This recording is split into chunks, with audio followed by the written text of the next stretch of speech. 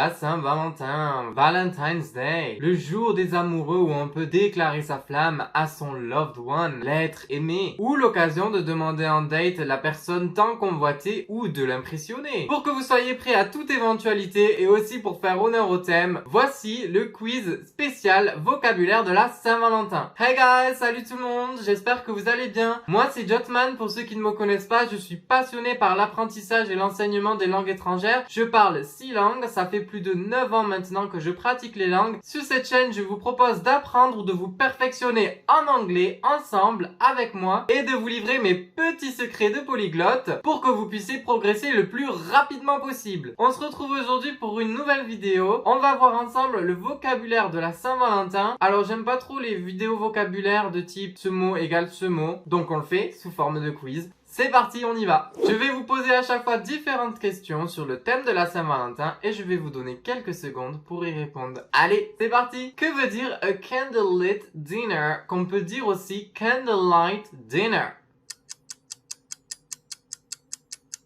Alors, j'écoute. Un dîner aux chandelles, exactement. Dans candlelit ou candlelight, on a candle qui veut dire une bougie. Lit, c'est le participe passé du verbe light. En fait, light, ça veut dire éclairer. Si on prend l'expression mot à mot, ça veut dire un dîner autour d'une bougie éclairée. Donc un dîner aux chandelles, tout simplement. Et on voit bien ici que si on connaît les mots candle, lit ou light et dinner, ça peut aider à comprendre la signification de cette expression, même si on ne la connaît pas. Ça aide beaucoup, effectivement, de connaître des mots de base en anglais, puisque quand vous les retrouvez dans d'autres mots, vous pouvez éventuellement deviner qu'est-ce qu'ils veulent dire, sans même que vous sachiez qu'est-ce qu'ils veulent dire de base. Up next! Que veut dire l'expression love at first sight? Alors, love at first sight, on voit love, amour, at first sight, au premier, sight. Alors si vous ne connaissez pas sight, ça veut dire la vue. Et donc l'amour à la première vue, bon ça veut rien dire. L'amour au premier regard. En fait, le coup de foudre, lorsque je croise ton regard, je tombe éperdument amoureux. C'est facile, non? Bon, il faut quand même connaître sight, pour le coup. Si vous ne le connaissez pas, c'est un peu plus compliqué. Which of his nicknames is not an affectionate nickname? Honey, sweetheart, darling, candy. Alors, dites-moi. Honey, c'est le miel. On peut le traduire par chéri, lorsqu'on le donne comme nom affectueux. Sweetheart, c'est composé de sweet, qui dans ce cas veut dire mignon, et heart, c'est un cœur. Donc en fait, un mignon petit cœur, donc ici c'est plutôt mon petit cœur, mon cœur. Darling, vous le connaissez normalement, qui veut dire chéri. Candy, pas bon ici. Candy, ça veut dire un bonbon. Donc rien à voir, ce n'est pas un surnom affectueux donné en anglais. Donc ça ne marche pas, c'était l'intrus. Up next! J'adore dire ça. Que veut dire le phrasal verb to ask somebody out? En sachant que somebody, ça veut dire quelqu'un. Est-ce que ça veut dire que l'on demande à quelqu'un de quitter la pièce? Est-ce que l'on demande à commencer de fréquenter la personne? Ou alors est-ce qu'on demande à sortir ensemble? Alors.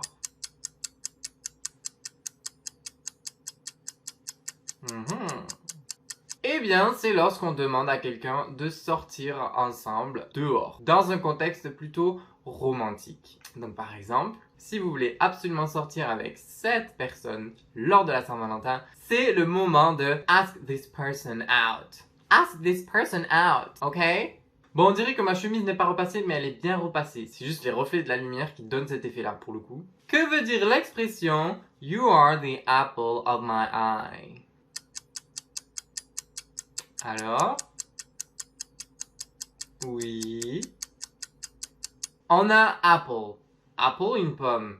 Eye, l'œil. Donc, tu es la pomme de mon œil. Bon, en français, mieux dit, on dit la prunelle de mes yeux. Question suivante. Quel est son nom en anglais?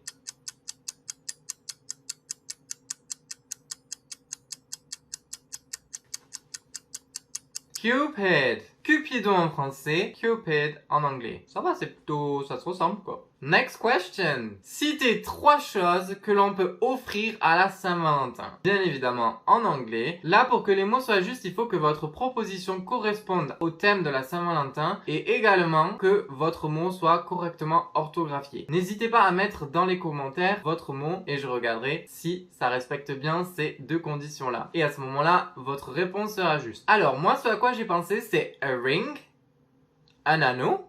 Pourquoi pas? Pour demander un mariage ou pour demander un fiançailles ou alors pour le plaisir d'offrir un bijou à la personne que l'on aime. Deuxième proposition, a chocolate box, heart-shaped of course, une boîte de chocolat en forme de cœur. Next question, comment dit-on une proposition de mariage? A proposition, a preposition ou a proposal? Alors,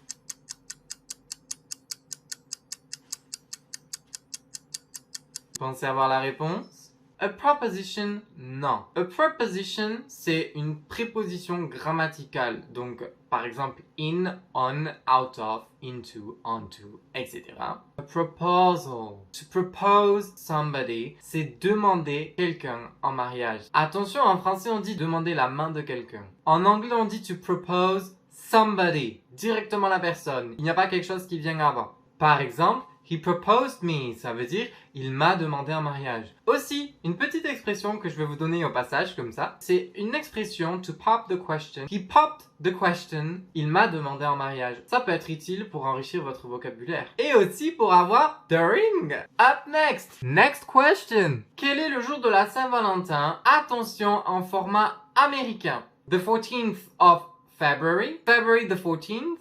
The 14th of February. Alors, dites-moi. On cale? On est coincé?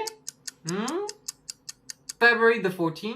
En format américain, c'est toujours le mois, le jour et l'année. Ok? Et c'est l'inverse en format britannique. Alors vous avez pu entendre que le A et le C se prononcent de la même façon, c'est tout simplement parce que la prononciation est la même, par contre l'écriture n'est pas la même. On ne lit pas la date de la même façon qu'on l'écrit en fait en anglais. Dernière question pour clôturer ce quiz spécial Saint-Valentin. On y va! Comment dit-on « Je suis en train de tomber amoureux de toi » ? I am in love with you. I am falling out of love with you. I am falling in love with you. Ou I am crazy about you. Dernière question un peu tricky, hein? Alors dites-moi. I am in love with you. Littéralement, ça se traduit mot à mot. Je suis amoureux de toi. Donc attention, je suis pas en train de tomber amoureux de toi puisque c'est déjà fait. I am falling out of love with you. C'est un peu je suis en train de ne plus être amoureux de toi. Je suis en train de perdre cette passion, cet amour, etc. Puisqu'en fait, out of, c'est l'inverse de in. Ici, en fait, c'est que in, ça veut dire je tombe amoureux de toi, qui était la bonne réponse. I am crazy about you, ça veut dire je suis fou de toi ou folle de toi, mais ici, ce n'est pas ce qu'on voulait. Ok? Bon, V sur V, je suis sûr. Cette vidéo est à présent terminée, j'espère qu'elle vous aura plu. N'hésitez pas à liker, partager, commenter. Si vous avez d'autres idées de vidéos, je suis preneur. Dites-moi dans les commentaires ce que vous en avez pensé. Mes réseaux sociaux, vous les avez, ils s'affichent maintenant. Abonnez-vous si ce n'est pas déjà fait. Plus on est de fous, plus on rit. Et également, c'est très important pour une petite chaîne. Et au passage, allez voir ici ma dernière vidéo. Ah non, merde, c'est là. Allez voir ici ma dernière vidéo. Et nous, on se retrouve la semaine prochaine pour une nouvelle vidéo. Et n'oubliez pas, practice makes perfect. Bye guys!